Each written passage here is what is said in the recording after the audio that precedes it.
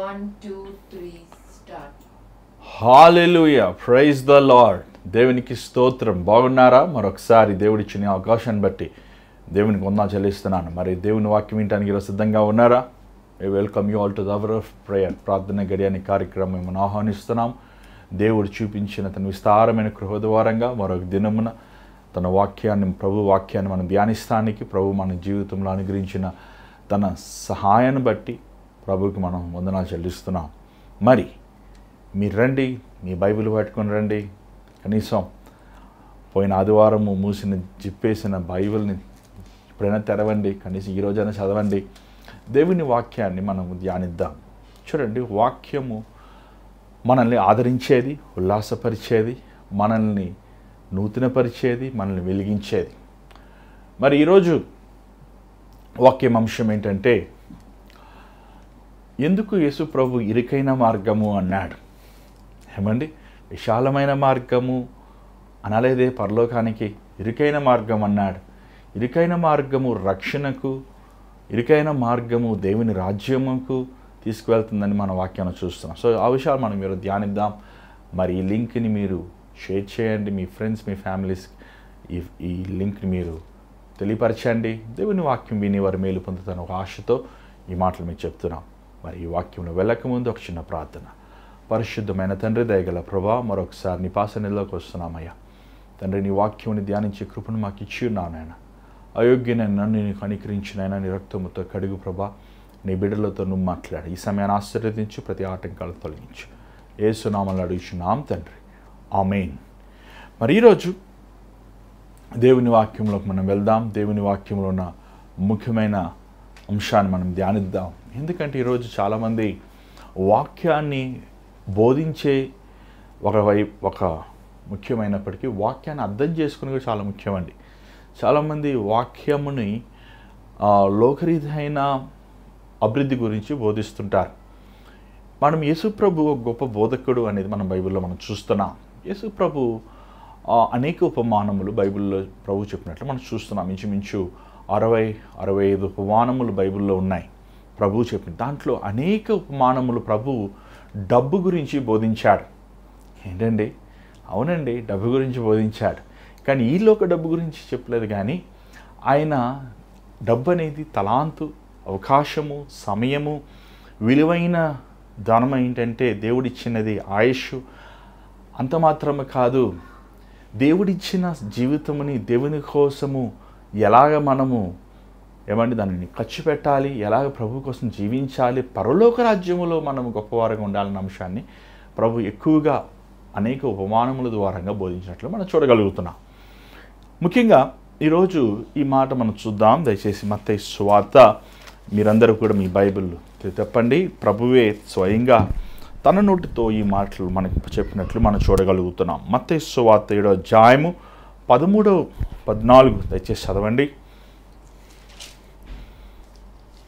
ఇరుకు ద్వారం ప్రవేశించుడి, నాశనమునకు పోవు ద్వారము వెడల్పును, ఆ దారి విశాలమునై ఉన్నది, దాని ద్వారా ప్రవేశించువారు అనేకులు.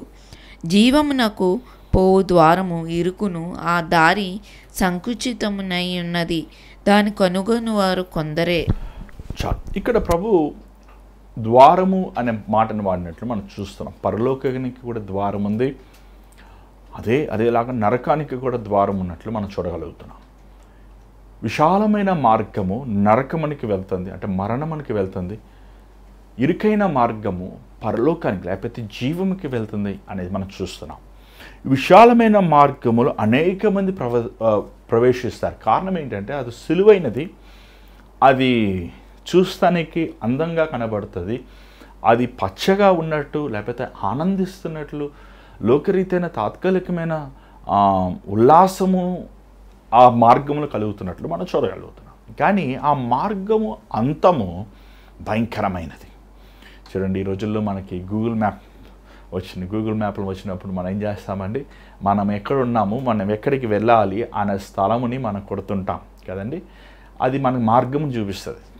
కానీ గూగుల్ మ్యాప్ లేని రోజులు కూడా ఉన్నాయండి, సెల్ ఫోన్ లేని రోజులు కూడా ఉన్నాయి. మరి నేను స్కూల్లో చదువుకున్నప్పుడు ఏమంటే మేము చదువుకున్న వయసులో మేము ఎక్కడికైనా వెళ్ళాలంటే అడిగాము, అయ్యా ఎలాగ వెళ్ళాలంటే ఇదే దారిని వెళ్ళాయా, అక్కడ ఒక మర్రి చెట్టు ఉంటుంది, ఆ మర్రి చెట్టు వెనక కుడివైపు తిరుగు, మళ్ళీ రెండో లెఫ్ట్ తీసుకుంటాం, మళ్ళీ అక్కడికి వెళ్ళాక మర్రి చెట్టు దగ్గరికి వెళ్ళాక మళ్ళీ అడుగుతాం. ఏమని అలా అడుగు విచారిస్తూ వారిని మేము ఆ గమ్యాన్ని చేరుకుంటాం. కానీ ఈరోజు అంత అవసరత లేదు. కానీ ఇక్కడ చూసినట్లయితే ఇరుకైన మార్గము, విశాలమైన మార్గం. చాలాసార్లు ఈరోజు అందరూ వాహనాలు నడుపుతుంటారు కదండి, చాలా వరకు అందరూ నడుపుతారు. వాహనం నడిపేవారిని ఏం బాబు సందులో వెళ్తానికి ఇష్టపడతారా, మెయిన్ రోడ్లో వెళ్తానికి ఇష్టపడతారా అని అడిగిన ఏం చెప్తారో తెలుసా అండి, మెయిన్ రోడ్లోనే వెళ్ళాలంటారు. ఎందుకు మెయిన్ రోడ్డు పెద్ద రోడ్లోనే వెళ్ళాలనుకుంటారు? పెద్ద రోడ్లో త్వరగా వెళ్ళచ్చు, ఏమండి స్పీడ్గా వెళ్ళచ్చు. పెద్ద రోడ్లో ఎలాంటి గుంటలు ఉండవు, మెట్లు ఉండవు, ఇబ్బందులు ఉండవు. అలాగే ఈరోజు చాలామంది ఈ లోక జీవిత యాత్రలో సులువైన మార్గాన్ని కోరుకుంటున్నారు. కానీ యేసుప్రభు ముందే స్పష్టంగా సెలవిచ్చాడు, ఈ ఇరుకైన మార్గము కొందరు మాత్రమే ప్రవేశిస్తారు. నిజంగా అండి, మనం బైబిల్ మనం చదివినప్పుడు చాలాసార్లు ఈరోజు వాక్యమును మనం ఎంతోమంది బోధకులు బోధిస్తున్నారు. ఈవెన్ ప్రభు కూడా మనకి బైబిల్ ఏమండి చూస్తున్నాం, యేసు ప్రభు లోకంని ఎంతో ప్రేమించాడు అని మనం చూస్తున్నాం. లోకాన్ని ఎంతో ఏమంటే ఆయన రక్షించాలని తను తాను రితునిగా చేసుకున్నాడు. కానీ లోకములో ఉన్న వారు అందరూ కూడా పరలోకం రాజ్యానికి వెళ్ళరండి. అది దేవుడికి తెలుసు. అది యేసుప్రభు యోహాను సువార్త 17వ అధ్యాయంలో అంటాడు, ప్రభా నీ వాక్యము లోబడిన వారు నాకు ఇచ్చిన ఈ ప్రజలని అయ్యా వీరిని నువ్వు కాచి కాపాడు, వీరి కోసము నువ్వు వీరిని రక్షించిన అయినా వీరిని కాపాడయ్యా అని ప్రభు సిలువకి వెళ్ళక ముందు ప్రార్థించిన ఉన్నతమైన ప్రార్థన తన శిష్యుల కోసం, తన యందు విశ్వాసం ఉంచిన వారి కోసము యేసు ప్రభు చేసిన ప్రార్థనను మనం చూడగలుగుతున్నాం. ఇక్కడ ప్రభు అంటున్నాడు, ఇది ఇరుకైన మార్గం. ఏమండి యేసుని వెంబడిస్తాము. ఎవరైనా మీకు యేసు ప్రభువుని వెంబడిస్తే ఏమంటే ఉద్యోగాలు వచ్చేస్తాయి, యేసు ప్రభువుని వెంబడిస్తే నువ్వు బాగా గొప్పలు అయిపోతారు, యేసు ప్రభువుని వెంబడిస్తే అన్నీ కలిసి వస్తాయి, మీరు మిక్కిలి కోటీశ్వర్లు అయిపోతారు, కీర్తనలో ఒక మాట ఉంది కదండి 32వ అధ్యాయంలో నీ హృదయవాంఛలు తీర్చేస్తాడు అని ఎవరైనా మీకు బోధిస్తున్నాడంటే దయచేసి అలాంటి బోధను అంగీకరించద్దు. ఎందుకంటే ఇరుకైన మార్గంలో అక్కడ చూసినట్లయితే ప్రభువే చెప్తున్నాడు, అది బహు కష్టము, ఇక్కట్లు, ఇబ్బందులు, అవమానములు, నింద, దూషణ, శ్రమలు ఉండే మార్గము. యేసుని వెంబడించే మార్గము సులువైనది కాదండి. ఈ లోకంలోనే కష్టమైన పని ఏంటో తెలుసా అండి, యేసు ప్రభుని వెంబడిస్తాం. యేసు ప్రభుని వెంబడించాలంటే దానికి ఫస్ట్ ఒక క్రైటీరియా ఉందండి. ఏంటో ఆ క్రైటీరియా మనం చూద్దామా? దయచేసి మార్కు సువార్త 8వ అధ్యాయము, మార్కు సువార్త 8వ అధ్యాయము 34వ వచనం దయచేసి చదవండి. అంతటా ఆయన తన శిష్యులను జనసమూహమును తన యొద్దకు పిలిచి, నన్ను వెంబడింపు గోరువాడు తన్ను తాను ఉపేక్షించుకొని తన సిలువ ఎత్తుకొని నన్ను వెంబడింపవలెను. తన ప్రాణమును రక్షించుకొనగోరువాడు దానిని పోగొట్టుకొనును. నా నిమిత్తము సువార్త నిమిత్తమును తన ప్రాణమును పోగొట్టుకున్నవాడు దానిని రక్షించుకొను. ప్రభు అన్నాడు, నువ్వు నన్ను వెంబడించాలంటే మొదటగా నిన్ను నువ్వు ద్వేషించుకోవాలి. ఏమండి పొద్దుట లేస్తే మనం ఎలాగ చక్కగా ఉండాలని ఆలోచిస్తుంటాం. మనం ఏది లాభం, ఎంత సంపాదించాలి, ఎంత డబ్బు సంపాదించాలి, ఎంత ఈ లోకములో మనం స్థిరపడాలి, ఎంత మనము అకాంప్లిష్ చేయాలని ఆశిస్తుంటాం. ఏమండి ఎవరైనా మనల్ని దిద్దితే మనకి ఇష్టం ఉండదు, ఎవరైనా మనల్ని ఖండిస్తే మనకి ఇష్టం ఉండదు, ఎవరైనా మనల్ని తప్పు చూపిస్తే అయ్యో వీడు తప్పు అని వారిని మనం తిరుగుతుంటాం కదండి. ఈ సెల్ఫిష్ లోకం ఏమంటే self motivation, self esteem, self respect, మన తప్పుని కూడా తప్పు అని చెప్తే అది అవమానముగా, లేకపోతే వారు అది తీసుకోలేని విధముగా ఈరోజు మనుషులను మనం చూస్తున్నాం. చూడ అలాంటి వారు యేసు ప్రభువుని పని కదా. దేవుని వాక్యం నేను తన్ను తాను ఉపేక్షించుకొని, తన్ను తాను ద్వేషించుకొని, ఏమంటే నీ అహము, నీ స్వార్థము, నీ గర్వము, నీ అహంభావము, డంబము అది సిలువ వేయబడాలి. ఆ కల్వరి సిలువలో ప్రభు ఎంత గొప్పవాడండి, ఎంత ఉన్నతమైన వాడు దేవుడు, ఎంత పరిశుద్ధుడు. ఆయనకి అసలు కాలుగోటు కూడా ఎవరైనా పనికొస్తారా? కానీ అయినప్పటికీ ప్రభు తన్ను తాను రిత్తునిగా చేసుకున్నాడు. వారు అవమానించినప్పటికీ, దూషించినప్పటికీ, కొట్టినప్పటికీ, అపహాసం చేసినప్పటికీ, తండ్రి దానికి ప్రతికూలముగా, తండ్రి వీరు ఏమి చేయించున్నారో వీరు ఎరుగురు కనుక వీరిని క్షమించు. అది అంత సులువు కాదండి, చెప్పినంత సులువు కాదు. నిన్ను మనుషులు తిడుతున్నప్పుడు, మనుషులు నిన్ను అవమానిస్తున్నప్పుడు, మనుషులు నీలో ఉన్న ఏమంటే లోపాలు ఎత్తి చూపించి నిన్ను గేలి చేస్తున్నప్పుడు నువ్వు మౌనముగా ఉండి తిరిగి వారి వైపు చూచి నువ్వు ఏమంటే సంతోషంగా వారి ఎదుట నువ్వు మాట్లాడగలిగితే నువ్వు దేవుని బిడ్డవి.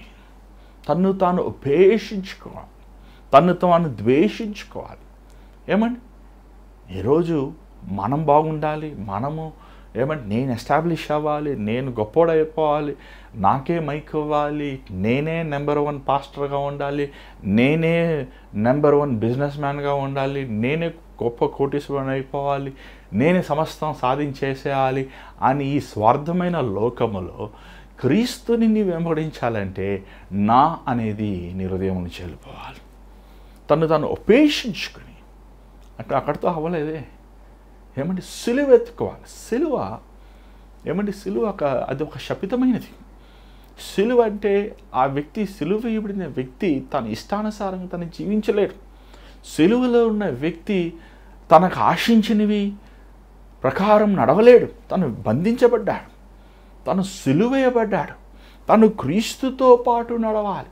ఒకరోజు కాదు, 2 రోజులు కాదు, అనుదినము, అంతము వరకు, మరణము వరకు నమ్మకముగా ఉన్న వాడికి నేను జీవకిరీటం ఇస్తానన్నాడు దేవుడు. నువ్వు 60 సంవత్సరాలు బతికినా, 59 సంవత్సరాలు యథార్థంగా ఉన్నా, ఆ చివరి సంవత్సరంలో దేవుని అవిధేయతగా ఉంటే నువ్వు దేవుని చేసిన మేలు పోగొట్టుకుంటావు. ఇరుకైన మార్గం. అందుకేనండి ప్రభు అంటాడు, కొందరే ప్రవేశిస్తారు, కొందరే దేవుని రాజ్యం వెళ్తారు, అందరూ వెళ్ళరండి. ఈరోజు మన చర్చల్లో స్థలం లేదు కానండి, కుర్చీలు ఎన్ని కుర్చీలు వేసినా ఇంకా బోల్డ్ మంది ప్రజలు ఉన్నారు. ఎక్కడ చూసినా ఏమండి బోల్డ్ జనం వస్తున్నారు. కానీ పరలోకములో అంతమంది జనం ఉంటారా?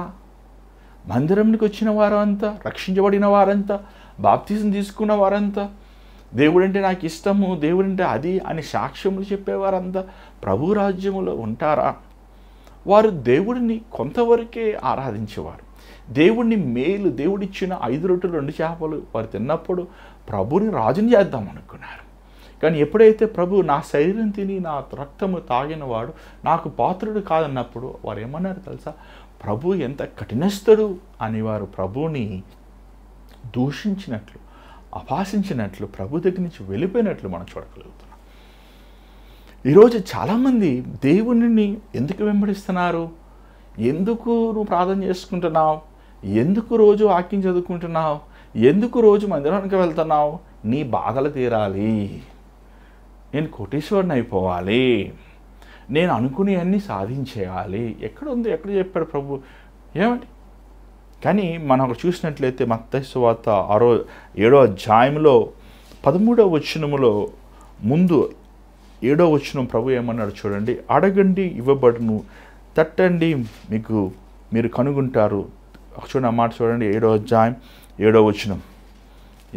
మత్తయి 7. అడుగుడి మీకు ఇయ్యబడును, అడుగుడి మీకు ఇవ్వబడును, వెతకుడి మీకు దొరుకును, తట్టుడి మీకు తీయబడును. ఏంటి అడగమంటున్నాడు దేవుడు?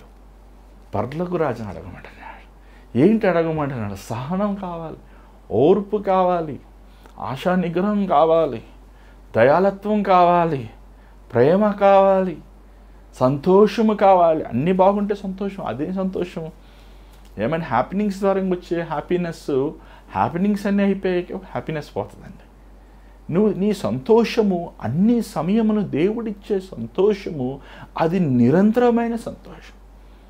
ఏమండి యోసేపును మనం చూస్తున్నాం. యోసేపు మరియా వారు ఎంత ప్రభువుని వారు ఆ బెత్లెహేములో వారి స్థలము లేదు.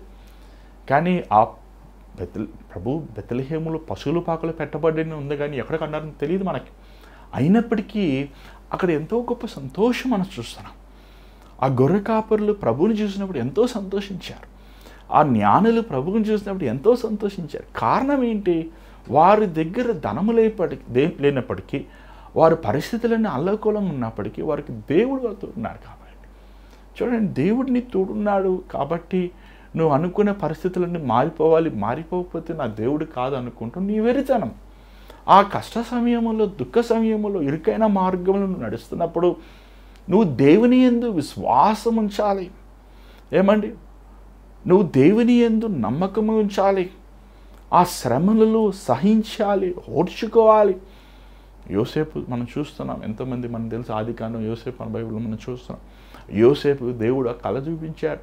ఆ కళ ద్వారంగా తన సహోదరులు, తన తండ్రి, తన తల్లి తనకు సాగిలపడి తనని ఏమన్నా నమస్కరిస్తున్నట్టు తన ఒక దర్శనంని చూశాడు, లేకపోతే కళని చూశాడు. ఆ కళని చూచిన మనసట సమయం ఏమైంది? తన సహోదరులు తనను ద్వేషించారు, తనని గుంటలో పారివేశారు, మరలా ఐగుప్తులు అమ్మివేశారు. మరలా అక్కడ దేవుడు ఆశీర్వదించినప్పటికీ ఆ పోతిఫరు భార్య చేయకూడని నేరం యోసేపు మీద చేసి 2 సంవత్సరం చెరలో ఉన్నాడు. ఎక్కడైనా యోసేపు నోరు తెరిచి ఎందుకు ప్రభా నన్ను ఇలా బాధ పెడుతున్నావు అన్నాడా? ఎందుకయ్యా ఈ కష్టము అన్నాడా? ఎందుకయ్యా ఈ వేదన అన్నాడా? ఎందుకయ్యా నన్ను ఇలా హింసిస్తున్నావు అన్నాడా? దేవుని మీద ఆయాసం పెట్టుకున్నాడా? యోసేపుకు బాగా తెలుసు, సిద్ధపడకుండా, సమర్పించబడకుండా, శోధించబడకుండా, విర్రెక్కొట్టబడకుండా, ఏమండి పవిత్రపరచబడకుండా దేవుడు హెచ్చించలేడని ఆనందంగా ఉన్నాడు. పొతిఫరులో బానిసగా ఉన్నప్పటికీ కుమారుడు వలె పనిచేశాడు. చెరలో ఉన్నప్పటికీ ఆ చెరలో ఉన్న వారందరినీ ఏమండి యోసేపు చెప్పిన మాట వారినందరినీ ప్రేమతో సంపాదించుకున్నాడు. ఒక సమయం వచ్చింది, దేవుడు తనని హెచ్చించాడు. ఏమంటే ఒక సమయం ఉంటుంది నీకు నాకు. ఏంటి ఆ సమయము? ఈ ఇరుకైన మార్గముల గమ్యము తలుపు ఎద్దామని చేరినప్పుడు ఎక్కడ తలుపు? పరలోకం అనే తలుపు. ఏమండి, ఈ ఇరుకైన మార్గములో నువ్వు నేను ఒంటరివారం కాదు కదా, మనతో పాటు మన ప్రభువు ఉన్నాడు కదా. ఏమన్నాడు ప్రభు? సెలువెత్తుకుని అనుదినము నన్ను వెంబడించండి. మనతో పాటు మన ప్రభువు ఉన్నాడు కదా, మనల్ని విడిచిపెట్టువాడు కాదు కదా, మనల్ని అనాథులుగా వదిలిపెట్టలేదు కదా. రెండవదిగా, నువ్వు ఇరుకైన మార్గంలో వెళ్ళాల్సి వచ్చినప్పుడు ఒక ముఖ్యమైన పని జరుగుతుంది. చూడండి, ఏంటంటే లూకా సువార్త 14:26. దయచేసి మీ బైబిల్ మీకు చూడండి.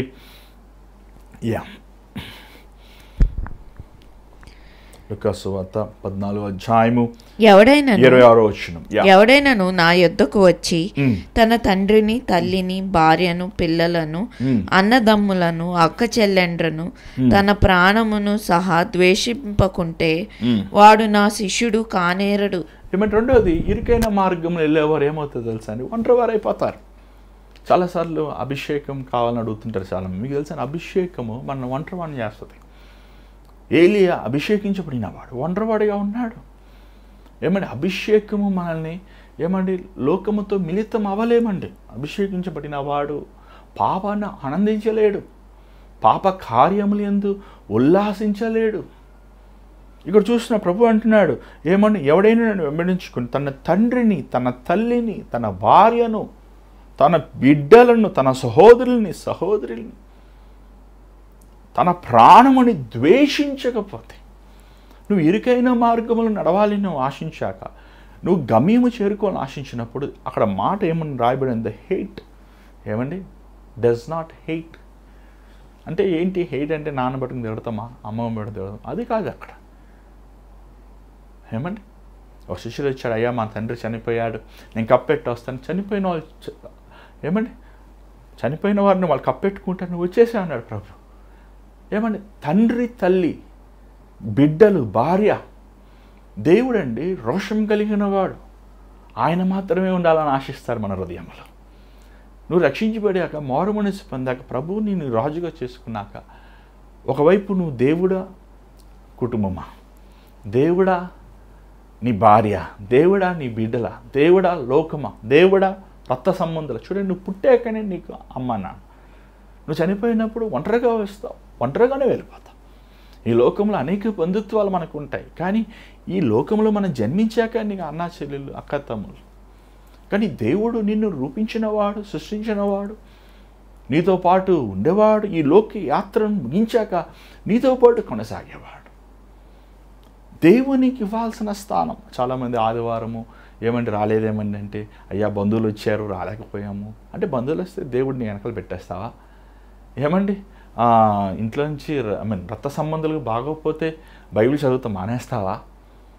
ఏమండి అంటే నీకు దేవుడి కంటే నీ కుటుంబమే నీకు ఎక్కువ. బైబిల్లో ఒక మాట రాయబడింది, నా నీతిని, నా రాజ్యాన్ని మొదట వెతకండి. Seek the God first. ఆయన రాజ్యాన్ని వెతకండి, ఆయన్ని వెతకండి, సమస్తం మనకు అనుగ్రహించబడను. నిశ్చయముగా నువ్వు దేవుని వెంబడించాలి, యేసుప్రభు శిష్యుడిగా నువ్వు ఉండాలని ఆశించినప్పుడు నీ హృదయములో దేవునికి తప్ప వేరే వాటికి నువ్వు అవకాశం ఉండదు. ఈరోజు ఎంతమంది లోకము, ధనము, బంధుత్వము, రక్త సంబంధములు ఏమని అని వారు దేవునికి ఇవ్వాల్సిన సమయం చూడండి. నువ్వు దేవునికి వెనకాల పెట్టి, ప్రభువుని వెనక పెట్టి నువ్వు ఇరుకైన మార్గములో నడవాలని ఆశిస్తే అది అసాధ్యము. దానివల్ల నీ జీవితంలో నువ్వు ఏమీ సాధించలేవు. వేస్ట్, టైం వేస్ట్, అక్కడ ఆగిపోతావు. ఇక్కడ మనం చూసినట్లయితే యేసుని వెంబడించేవారుగా మనం ఉండాలి. ఇరుకైన మార్గం శ్రమలు. పౌలు ఒక చాలా గొప్ప, మన బైబిల్లో మనం చూస్తున్నామంటే పౌలు తన జీవితం మనం చూసినప్పుడు, తన బ్రతుకును మనం చూసినప్పుడు, ఒక సేవకుడు లేకపోతే ఒక దేవుని కుమారుడు, కుమార్తె ఇలాగ జీవించాలి అని మన ఒక వైరాగ్యాన్ని కలుగు చేయ ఒక సాక్ష్యాన్ని మనం చూస్తున్నాం. పౌలు అంటే రోమీయులకు రాసిన పత్రిక 8వ అధ్యాయంలో, నన్ను క్రీస్తు ప్రేమ నుంచి ఏది వేరు చేయగలదు? కరువా, మరణమా, యుద్ధమా, కచ్చ, దేవదూతల? దేవుని ప్రేమ నుంచి నన్ను వేది వేరు చేయగలదు. పౌలు క్రీస్తు కోసం తాను ఏమని నేను క్రీస్తు ఖైదీని అని రాసుకున్నాడండి. క్రీస్తు ప్రేమ ద్వారంగా నేను బంధించబడ్డాను రాసుకున్నాడు. పౌలు వాస్తవం చెప్పాలంటే యేసుతో పాటు, యేసు ప్రభు పాటు తను ప్రభు పరిచర్లో తన శిష్యుడిగా లేడు. ప్రభు ఆరోహమయ్యాక, పరలోకానికి వెళ్ళిపోయాక ప్రభు తనకు దమస్కస్లో కనబడి తనను మార్చినట్లు మనం చూస్తున్నాం. కానీ ఆ గలతీ ప్రాంతంలో యేసుప్రభు శిష్యులైన పేతురు, ఇంకా అనేక యాకోబు, వీరందరూ అక్కడ ఉన్న ప్రజలు, వారందరూ ఏమంటే యూదులు, అన్ని జనులు అనే వ్యత్యాసము చూపిస్తున్నప్పుడు పౌలు ఆ విషయాన్ని ఖండించినట్లు మనం చూడగలుగుతున్నాం. పౌలు తన జీవితంలో క్రీస్తుని ఎంతగా ప్రేమిస్తున్నాడో, క్రీస్తుకి ఎంత ఇష్టమో తన జీవితంలో తన గాయముల ద్వారంగా, తన రక్తముని చింతిస్తాం ద్వారంగా, తన ఆశల్ని, తన కోరికలని, తన ఉద్దేశముని సిలువేసుకుని క్రీస్తు కోసం తన ప్రాణముని దారబోసి సేవ చేసినట్లు మనం చూడగలుగుతున్నాం. పౌలు పరిచర్య ఒక పెద్ద, ఈరోజు మాలాంటి బోధకుల లాంటి పరిచర్య కాదు, కానీ పౌలు చేసిన పరిచర్య చాలా విలువైన పరిచర్య అండి. పౌలు అనేకసార్లు మనం చూస్తున్నాం, నేను క్రీస్తు పోలు నడుచుకున్నట్లు మీరు నన్ను పోలు నడుచుకోండి. ఈ ఇరుకైన మార్గంలో ఈ మాటలు ఒకసారి మనం చూద్దాం. మొదటి కొరింథీ 9వ అధ్యాయము 27వ వచనం ఒకసారి చూడండి. మొదటి కొరింథీ 9వ అధ్యాయం 27వ వచనం. గాలిని కొట్టినట్టు నేను పోట్లాడుట లేదు గాని, ఒకవేళ ఇతరులకు ప్రకటించిన తర్వాత నేనే భ్రష్టునైపోదునేమో అని నా శరీరంను నలకొట్టి దానిని లోపరుచుకొనిచున్నాను. చాలా చక్కని మాట చెప్తున్నాడు పౌలు. నా శరీరమును నలగొట్టుకుంటూ, తను నలగొట్టుకుంటున్నాడు, ఇతరులను నలగొట్టమని వాక్యమును ప్రకటిస్తున్నాడు. ఇరుకైన మార్గమును నడిచేది ఏమండి?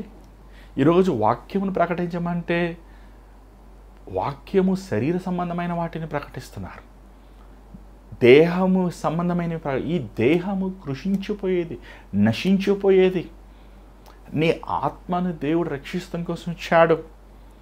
ఏమంటే ఈ దేహములో మనం ఉన్న వరకు మనల్ని మనం నలగొట్టుకోవాలి. ఎలా నలగొట్టుకుంటావు? ఎలాగ నిన్ను నలగొట్టుకుంటావు? దేవుని వాక్యము 2 అంచెల ఖడ్గము. చూడండి, ఈరోజు నలగొట్టుకోమంటే పక్కవారిని దూషిస్తున్నారు, ఎదుటివారిని దూషిస్తున్నారు. చూడండి, మనకి ఎవరికి వారు దేవుని వాక్యం అనే అర్థముతో మనల్ని మనం పరీక్షించుకోవాలండి. మనల్ని దేవుడు మన న్యాయాధిపతిగా చేయలేదు కదా.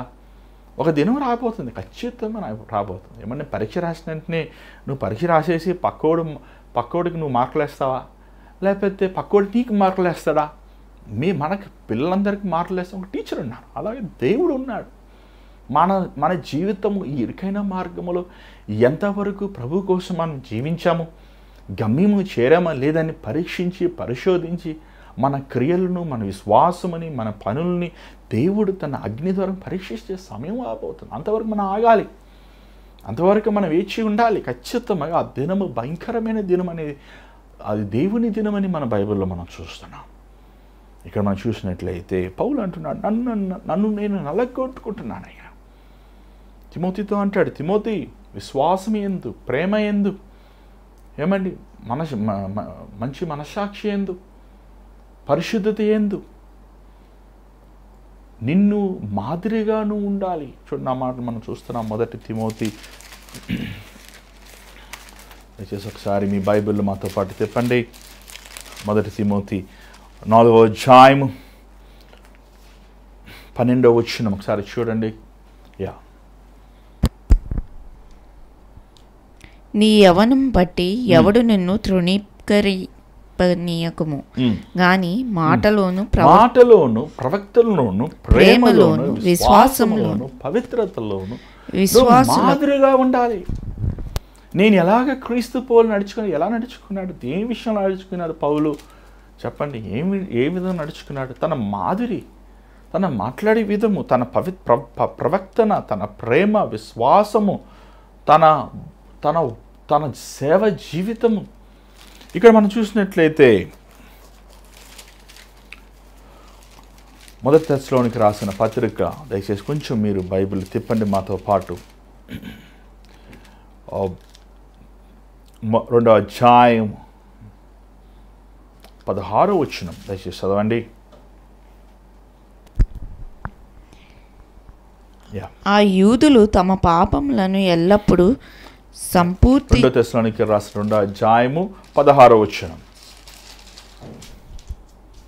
మీరు కూడా మా బైబిల్ తెరవండి, దయచేసి కొంత బైబిల్ చూస్తలేదు. మన ప్రభు అయిన యేసుక్రీస్తును మనలను ప్రేమించి కృపచేత నిత్యమైన ఆదరణయు శుభ నిరీక్షణయు అనుగ్రహించిన మన తండ్రి అయిన దేవుడును మీ హృదయములను ఆదరించి ప్రతి సత్కార్యమందును ప్రతి సద్వాక్యమందును మిమ్మును స్థిరపరచును గాక.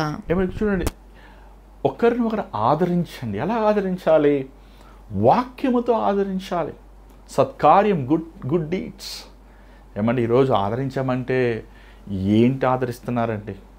ఒకరి తప్పులో ఒకరు ఎత్తి చూపించుకుంటాంలో ఉన్నాం, ఒకరు లోపములో ఒకరు ఎత్తులు చూపించుకుంటున్నాం. ఇరుకైన మార్గంలో ఉన్నప్పుడు కొంతమంది ముందు నడుస్తారు, కొంతమంది వెనక్కి నడుస్తారు, కొంతమంది ఈడ్చుకుంటూ వెళ్తారు, కొంతమంది త్వరగా పరిగెడతారు, కొంతమంది ఎట్టో నిదానంగా అడుగేసుకు వెళ్తుంటారు.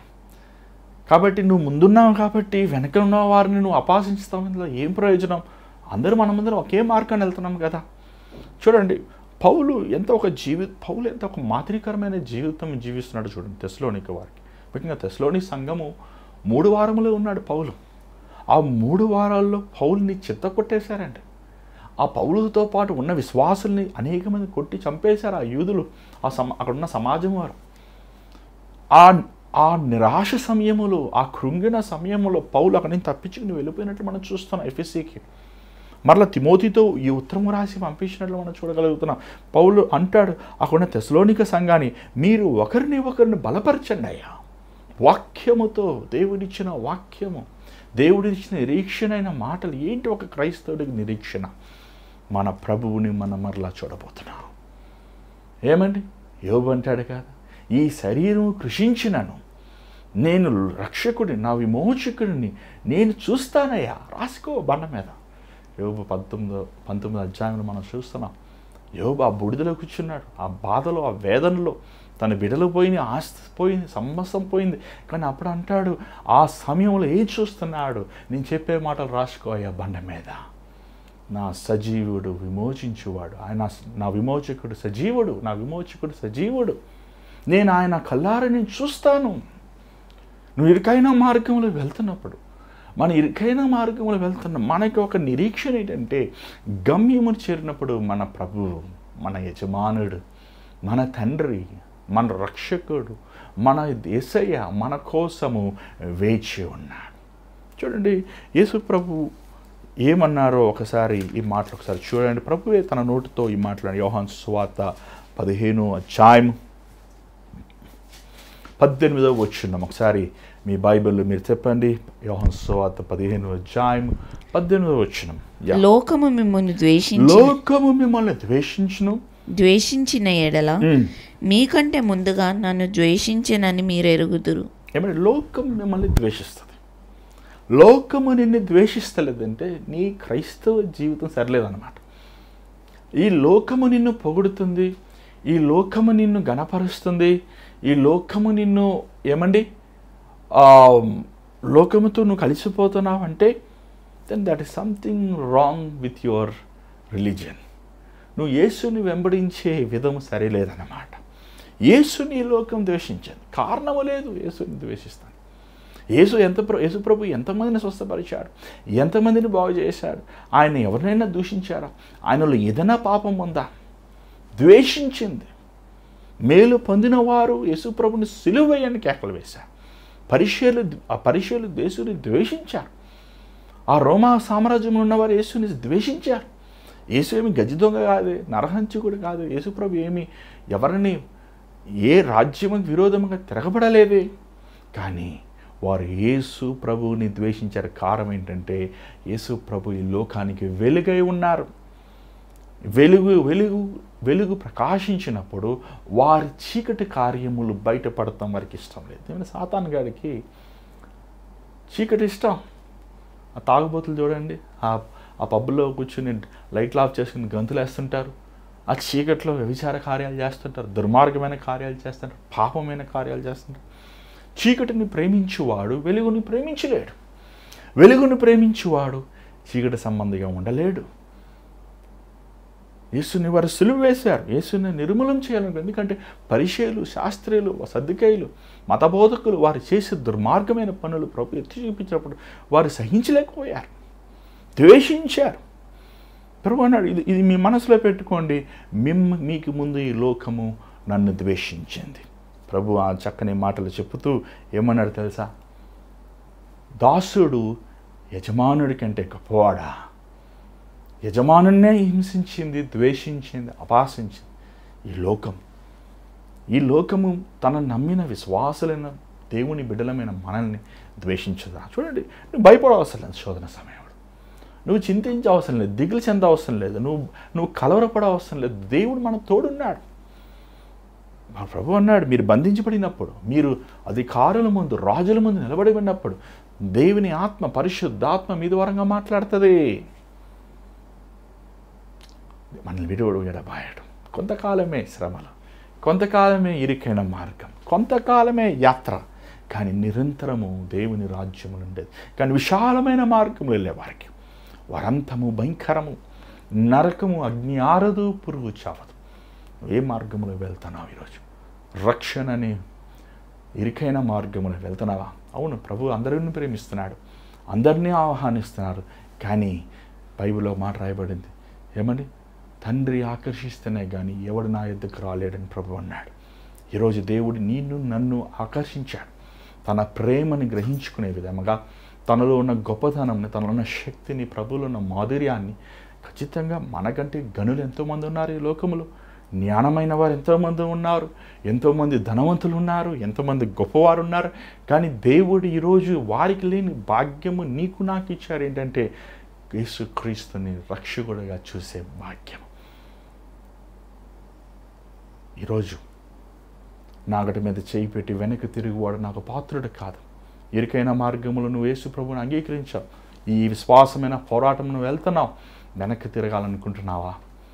సోలిపోతున్నావా? అయిపోతున్నావా? చాలా అనుకుంటున్నావా? ఇంకెందుకు అబ్బా ప్రభువా ఈ జీవితం అని వేసారిపోతున్నావా? కృంగిపోతున్నావా? లేవు.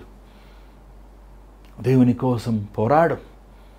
నీ కోసం, మన కోసం వేచి ఉన్న మన రక్షకుడు, మన ప్రభు, మన తండ్రి అయిన యేసయ్య మనం ఎదుర్కొనే సిద్ధంగా ఉన్నాడు. ఒకరోజు మనం ఆయన ముందు నిలబడబోతున్నాం. బలా నమ్మకమైన మంచి దాసుడా, ఏమండి, జీవ కిరీటం ఇచ్చేవాడు, మనల్ని ఉల్లాసపరిచేవాడు. ఈరోజు నీ జీవితం యేసుకి సమర్పించుకుంటావా? ఒకవేళ ఈరోజే ఇప్పటికే నువ్వు ఆగిపోయాము, విశ్వాసమైన ఈ జీవిత యాత్రలకు సోలిపోయాము, ఇంకా చాలు ఈ వాక్యము, చాలు ఈ ప్రార్థన, ఎన్ని శోధనలు, ఎందుకు ఈ బాధలు, నాలో తప్పు లేకపోయినా, నేను తప్పు చేయకపోయినా ఎందుకు నన్ను ఇంత శోధన ఎదుర్కోవాలి అని నువ్వు వేసారిపోయి ఉన్నావేమో. ఇదిగో లే, ధైర్యం తెచ్చుకో. నీతో పాటు ప్రభువు ఉన్నాడు. ఈ జీవిత యాత్రను మనం ముగించాక, ఆయన ముందు మనం నిలబడ్డాక, ఏమండి, ఎంత గొప్ప దినమండి ఆ రోజు. మన ప్రభువు మనల్ని చూసి నవ్వే దినము, ఆనందించే దినము, మనం ఆయన చూసి ఉల్లాసించే దినము, గంతులేసే దినము. క్రీస్తు కోసం యథార్థంగా బ్రతుకుదాం. ప్రభు వాక్యానుసారంగా మనం జీవిద్దాం. మన జీవితము ద్వారంగా ఆయనకి సువాసన వచ్చే విధముగా మనం బ్రతుకుదాం. ఈరోజు నీ జీవితం ఏసేకిస్తావా? తెచ్చి స్థలంలో ఉంచండి, ప్రార్థన చేద్దాం. పరిశుద్ధమైన తండ్రి దయగల ప్రభా, ఇరుకైన మార్గమును మేము కోరుకున్నాం. ఇరుకైన మార్గమును నడిచున్నావయ్యా. మా ముందు వెళ్ళావనైనా, మా తోడు ఉన్నావు నాయన. నేను నిన్ను విడవను ఎడబాయని చెప్పి ఉన్నావు. ఈ విశ్వాస పోరాటములు, ఈ శోధన సమయములు, ఇక్కట సమయములు సోలిపోక, కుమిలిపోక, బేసారిపోక, వెనక్కి వెళ్ళిపోక నాయన, నిన్ను హత్తుకునే వారంగా మా హృదయం అంతా నిన్ను పెట్టుకుని ముందుకు సాగేవారు ఉండడానికి సహాయం చేయి. ఈ వాక్యం విత్తి ఉండగానే నీ బిడ్డల హృదయంలో ఫలింపు చేయనాయన. ఎవరైతే ఈ రోజునైనా వారు మరొకసారి నీకు నిబంధన చేసి వారి జీవిత యాత్రను ముందుకు వెళ్ళాలని ఆశిస్తున్నారో వారు కూడా హస్తాన్ని పట్టుకుని నడిపించాయా. నీ చేతి మీద మరలా రేపు కలుసుకునే కృప చూపించమని యేసు నామములో అడుగుచున్నాను తండ్రి, ఆమేన్. మరి ఈరోజు దేవుడి మీతో మాట్లాడండి, మనం తెలియపరచండి. మరి గమనించండి, మీ ప్రార్థన అవసరతలు స్క్రీన్ మీద కనబడుతున్న 8939392139 నెంబర్కి మీరు వాట్సాప్ కానీ, లేకపోతే వాయిస్ మెయిల్ కానీ, లేకపోతే కాల్ కానీ చేయొచ్చు. నేను మీకోసం ప్రార్థిస్తాను, సిద్ధంగా ఉన్నాను. మరి అంత మాత్రం కాదు, ఈ భారమైన పరీక్షల్లో ఒక దేవుడు మిమ్మల్ని ప్రేరేపిస్తే, మీరు ఈ పరీక్షల్లో పాల్పొందాలని ఆశిస్తే మీ విరాళం పంపించవచ్చు. స్క్రీన్ మీద కనబడుతున్న Google pay, PhonePe account numbers ద్వారంగా ఈ పరీక్షల్లో మీరు పాల్పొందవచ్చు. మరి దేవుని చేతి మీద రేపు కలుసుకుందాం. God bless you. Take care.